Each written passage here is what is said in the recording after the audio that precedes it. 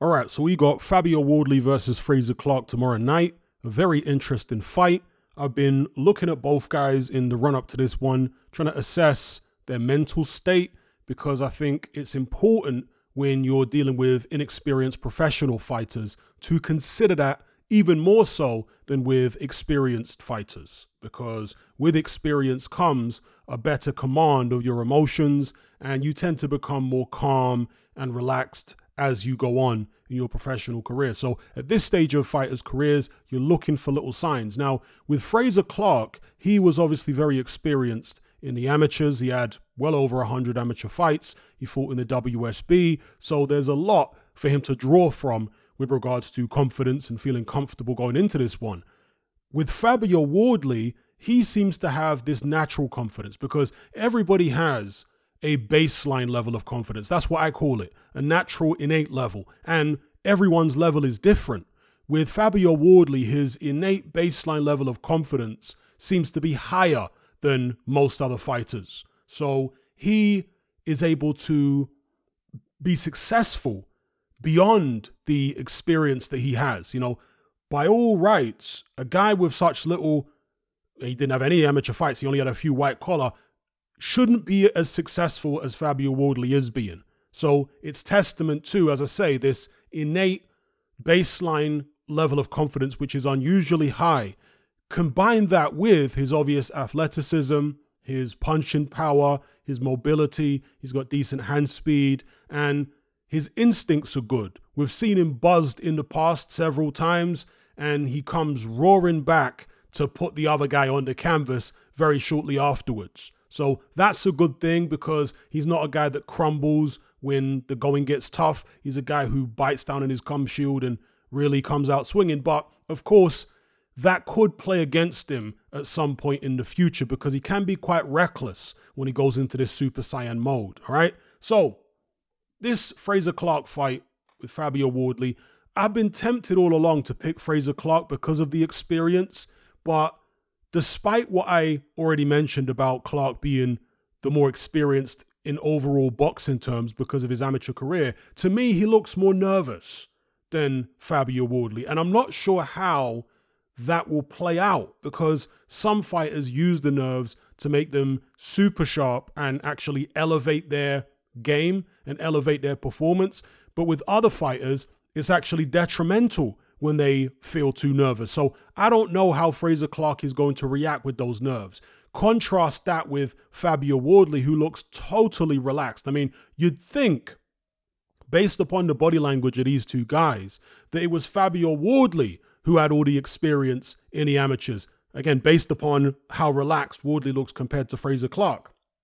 So yeah, I'm hesitant to pick Clarke, despite the fact that he's got all the amateur experience. I mean, when we say amateur experience, again, the guy's got over 100 amateur fights at a high level. The guy was in, I think, the Commonwealth Games, he was in the Olympics. He fought the best of the best. He fought Bakadir Jalilov several times, Anthony Joshua, Joe Joyce, many, many other people. I think he fought and beat Joe Parker as well in the amateurs. So this guy's been there, seen it, and done it.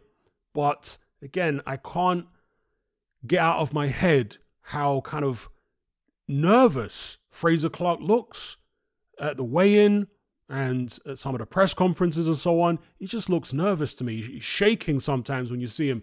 And I don't know how to take that. So I think it's going to be a very interesting one. If Frazer Clarke uses that nervous energy to sharpen his boxing and just be totally on point with his counter-punching, with his jab, etc., then I suspect Frazer Clarke is going to have to come through fire again to win the fight. I suspect he will be getting outboxed by Frazer Clarke. But then again, I thought that maybe David Adeleye would be able to outbox Fabio Wardley here and there. But of course, Adeleye was nowhere near as experienced in the amateurs as Frazer Clarke. I think he only had about 20-something amateur fights, David Adeleye, and he didn't box at the same kind of level that Frazer Clarke has boxed at. He's also a much smaller man than Frazer Clarke. Frazer Clarke's 6'6", and he weighed in at 266 pounds. And he looks pretty decent at that weight. Not like he's a, sculpted Adonis or anything, but for him, 266, he looks relatively solid. Fabio Wardley was much lighter than that. I think he was maybe 240 something, 242, 243. So Wardley giving away a lot of weight. Now, when I say giving away a lot of weight, is that an advantage or a disadvantage? I guess we'll find out in the fight, depending on the tactics that are used and depending on what kind of fight it turns out to be. But yeah, I've been tempted to pick Frazer Clarke all along, but I have picked against Fabio Wardley, I think twice. Did I pick against him in the Nathan Gorman fight? I can't remember. But I definitely picked against him in the Adelaide fight, and he obviously proved me wrong. And for someone like me who has a boxing background myself, I guess I am kind of stuck in my ways with regards to valuing an amateur career. So if there's two guys of a similar level of experience, and one of them, and I'm talking about professional experience now, and one of them has an extensive amateur background and the other one doesn't, I'll tend to go with the guy who has the extensive amateur background because he's been there, seen it, and done it. But again, sometimes you get these guys who come along without any amateur fights, and they turn out to be really, really good professionals, better than most other fighters that did have extensive amateur experience. I mean, just to give you a few examples off the top of my head, at heavyweight, Hasim Ratman never had a lot of amateur experience, and he turned out to be a pretty good pro. He became heavyweight champion of the world, obviously, knocking out Lennox Lewis. He also beat Corey Sanders. That was a good win for him. Tim Witherspoon was another guy. Didn't have a lot of amateur experience, but turned out, again, heavyweight champion, to be a very good professional. Oliver McCall didn't have a lot of amateur experience. He turned out to be heavyweight champion as well. So you do get these guys that come along, very little amateur background, but because of their internal fortitude, because of their character and the physical attributes that they have and being fast learners, etc., they manage to have success. So perhaps Fabio Wardley is one of those kind of guys. But sooner or later, he is going to lose. I mean, very, very few fighters go through a professional career without taking a loss. Could this be the night when it happens to Fabio Wardley? Tomorrow night, that is. Wardley against Clarke. We shall see. Now, before I move on to the undercard, I have to mention the fact that despite having far less experience in boxing overall, Fabio Wardley has fought in real fights more recently than Frazer Clarke has. Frazer Clarke had plenty of real fights in the amateurs in the WSB, but that was many years ago now. Whereas with Fabio Wardley, as I say, he's been in real fights much more recently, so he'll have the memory of that fresher in his head than is the case with Frazer Clarke, who's been fighting less than stellar opposition, who haven't really been coming to win. So that's what I'll say about that. If I had to lean towards one or the other, if it weren't for the fact that Frazer Clarke looks so nervous, I'd probably pick him. But because Fabio Wardley has proved me wrong a couple times in the past, I'll probably edge towards him. But I don't know. It's a real 50-50 for me. I wouldn't be surprised if either guy won it, to be honest with you. So let's move on to the undercard then of this particular show. So let's have a look here. You've got Florian Marku versus Chris Kongo. That's a good fight.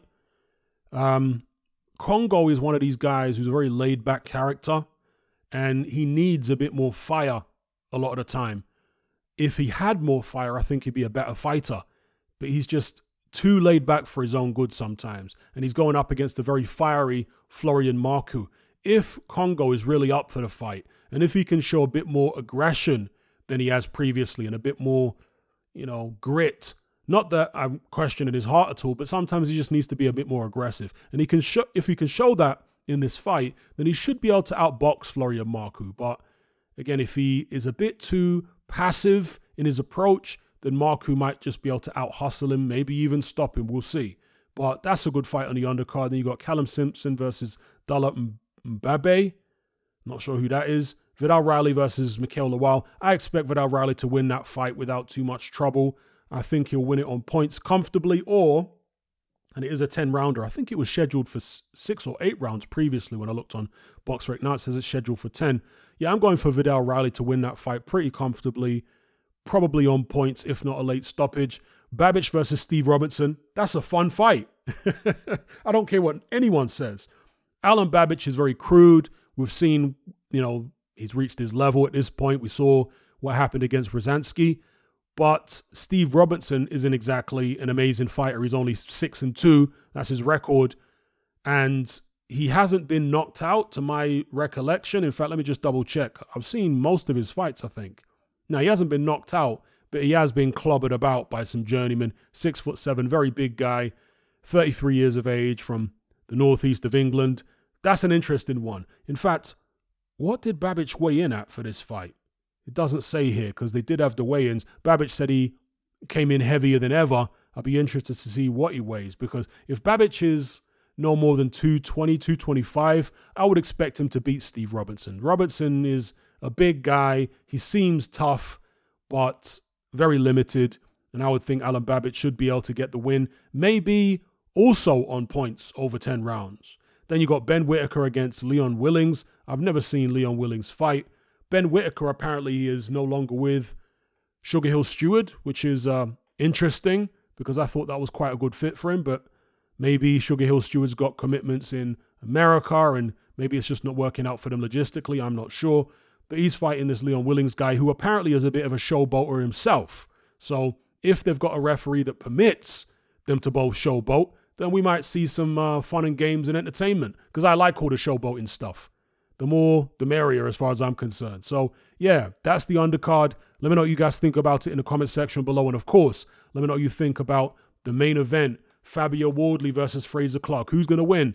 It's for the British heavyweight title and Commonwealth heavyweight title.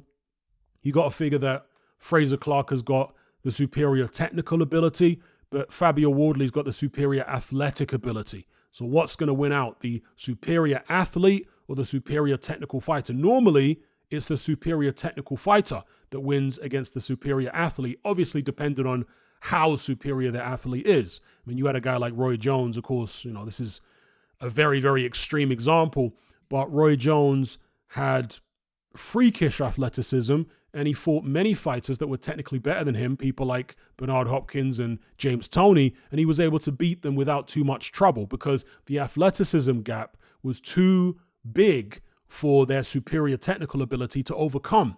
With Fabio Wardley and Frazer Clarke, I don't think the athleticism gap is that big. Well, I know it's not that big as it was between Roy Jones and many of his opponents. It's a lot closer than that, but Wardley still is the superior athlete to my eye. And again, he's proven something about his character so far in his professional career, that he's very, very mentally tough. He's got tremendous self-belief. He's very relaxed coming into this one. And Frazer Clarke looks a bit edgy, a little nervous. Will that make him better? Will it make him sharper? Or will Fabio Wardley be able to capitalize on maybe a bit of a nervous Frazer Clarke, rush him early in the fight, catch him with something big, and maybe score a sensational win by knockout relatively early? Let's see what happens. Again, let me know what you guys think in the comment section below. Definitely looking forward to this one. Are you sick and tired of the mainstream mindset? Does the dogmatic conformity and pathological ignorance have you tearing your hair out in frustration? Then don't be alone. Come and join our brotherhood on Patreon. We stand as a beacon of reason against an army of insanity. You'll gain access to my weekly topical podcast, where we take more deep dives than Jacques Cousteau on an endless variety of subjects. There's also videos, interviews, live Q&As, as well as a vast back catalogue of previous episodes, including my popular Confessions of a Nightclub Bouncer series. You can listen via the Patreon app or download in high-quality MP3. Connect with myself and hundreds of other members in our Element chat group. There's no contract, no commitment. You can cancel at any time, and it's cheaper than a Mickey D's McMuffin. Just head to my Patreon page via the link below this video and select the tier called the Brotherhood of Reason. I'll see you over there.